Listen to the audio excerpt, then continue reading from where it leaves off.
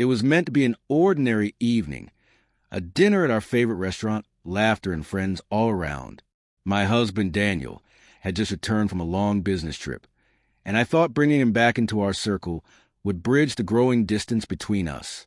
What I didn't expect was Ryan, my secret lover, showing up uninvited. Bold, confident, reckless. Everything that had always drawn me to him. Ryan and I had promised each other discretion, but that night something was different. Every time Daniel smiled at me, Ryan's eyes burned with jealousy. I could feel the tension rising between them, yet I forced myself to act normal. My hand shook slightly as I lifted my glass, silently praying the evening would pass without disaster. Daniel, always a gentleman, started recounting stories from his trip, laughing warmly, thanking everyone for coming. Ryan, however, sat silently, jaw tight, eyes locked on me. Then Daniel did something that triggered it. He placed his hand gently over mine and said, "I miss you more than I thought I could." That was the moment Ryan lost control. Before anyone could react, he slammed his chair back, glaring at Daniel. "You don't deserve her," he shouted, and then struck Daniel across the face. The sound echoed through the restaurant. Every head turned. My heart stopped. Daniel staggered, stunned. I froze between the two men. The look on Ryan's face wasn't triumph. It was pure rage mixed with heartbreak. "How long will you even keep pretending?" he yelled at me. "Tell him the truth."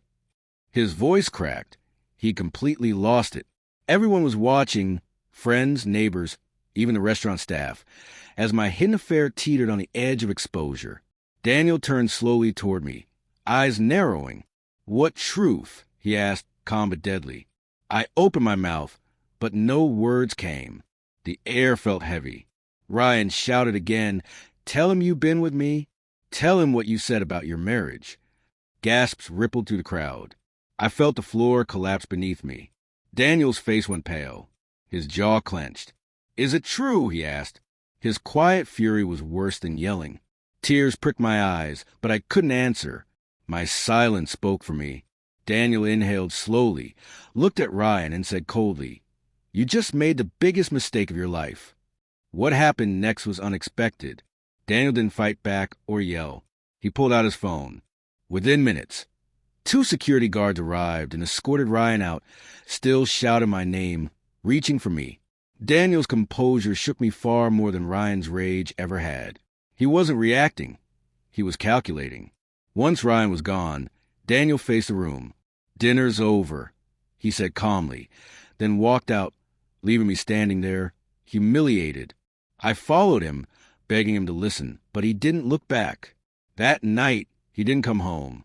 The next morning, I found a note on the dining table. Short, precise.